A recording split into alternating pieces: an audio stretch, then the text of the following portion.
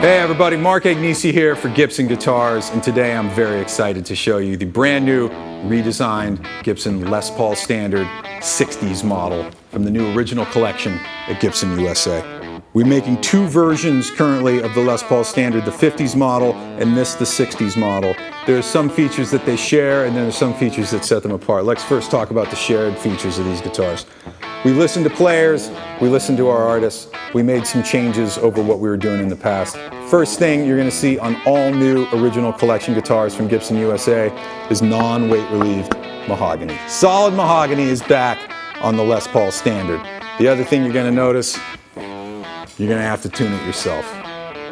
On the 60s model, we're using Grover tuners and nickel finish on all 60s models. The 50s models will have the Cleason Deluxe tuners with the keystone buttons like you'd see on a 59 Les Paul.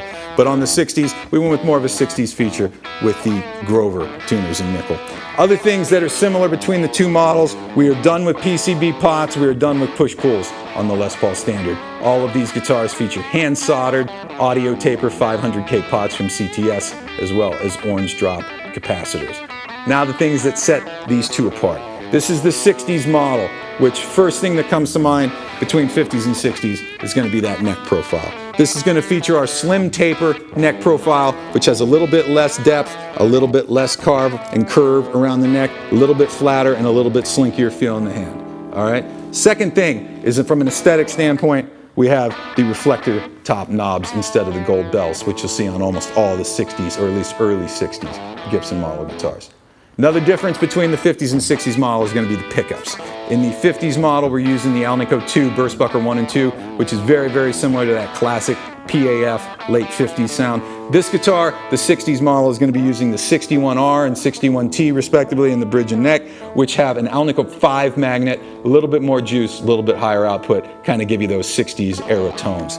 That, along with the Grover tuners, are kind of the features that are going to set the 60s apart from the 50s model standard. This is also available in 3 iconic finishes. I am holding the Iced Tea finish right here. We're also doing the guitar in what we call unburst, which would be very similar to a faded out sunburst, which would be kind of like almost like that lemon drop kind of feel, and then also in bourbon burst, which brings you in that kind of dark, rich hues around the outside.